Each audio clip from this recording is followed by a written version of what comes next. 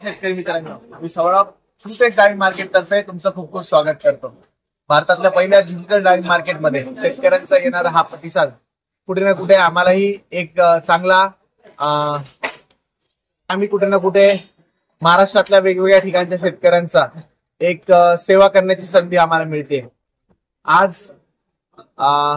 संभाजीनगर असेल, जालना असेल किंवा अहिल्यानगर असेल किंवा नाशिक मधल्या वेगवेगळ्या भागांमधून शेतकरी आपल्या बरोबर जोडले जातात। आज आपल्याकडे जे शेतकरी आले होते त्यांचा विक्रीचा काय अनुभव राहिला हा एकंदरीत आपण त्यांच्याकडे जाणून घेण्यासाठी ही व्हिडिओ बनवतोय। पण त्या अगोदर शेतकरी बांधवांना नक्कीच सांगू शकेल की फ्रूटेक्स डाळिंब मार्केट आता आडगाव मध्ये नाही तर आपण ओझर मध्ये चालू केलेलं आहे। त्यामुळेच जास्तीत जास्त शेतकऱ्यांनी या गोष्टीची नोंद घ्यावी। दादा नमस्कार, तुमचं नाव आणि गावाचं नाव सांगा। माझं नाव महेंद्र भिठाई सोडेकर, रायनाथ कोल्हापूर, तालुका चिखली, जिल्हा बुलढाणा। जिल्हा बुलढाणा।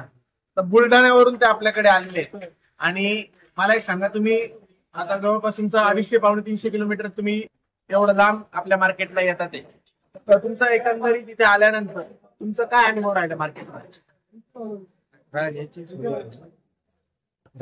राहण्याची सोय इथे व्यवस्थित सगळी तुमच्यासाठी केलेली आहे। गाडी आल्यानंतर तुमची गाडी वेळेत खाली झाली होती?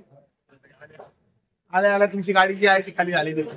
त्यानंतर तुमच्या मालाची जी ग्रेडिंग झाली ती तुमची वेळ, मला असं वाटतं की तुमची ग्रेडिंग व्यवस्थित झाल्यामुळे कुठे ना कुठे तुमची 2 रुपये सरासरी वाढण्यात मदत झालेली आहे।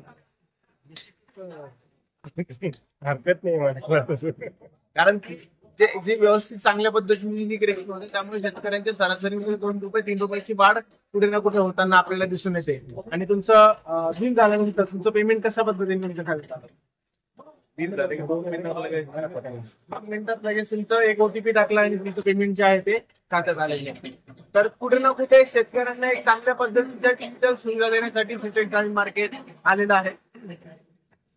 मी नक्कीच बाकी शेतकऱ्यांना पण विनंती करेन की एकदा आम्हाला फ्रूटेक्स डाळिंब मार्केटमध्ये तुमच्या सेवेची संधी द्या आणि नक्कीच भारतातल्या या पहिल्या डिजिटल डाळिंब मार्केटला येऊन तुम्ही अनुभव घ्या। खूप खूप धन्यवाद।